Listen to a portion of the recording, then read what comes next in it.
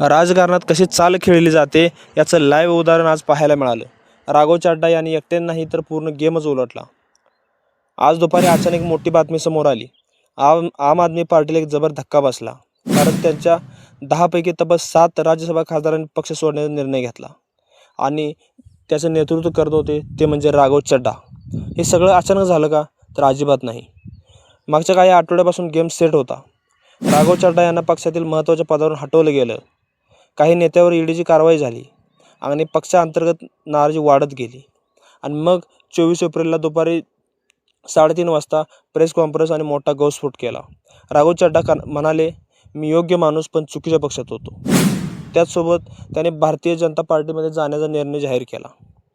पण खरी चाल काय होती? एकट्याने पक्ष सोडला नाही, 10 पैकी 7 खासदार सोबत गेले, म्हणजे 2/3 फॉर्म्युला लागू झाला, म्हणजे त्यांचे राज्यसभा खासदारकीसुद्धा सुरक्षित राहिली।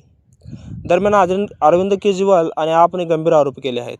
हा सगळा ऑपरेशन लोटनचा भाग आहे।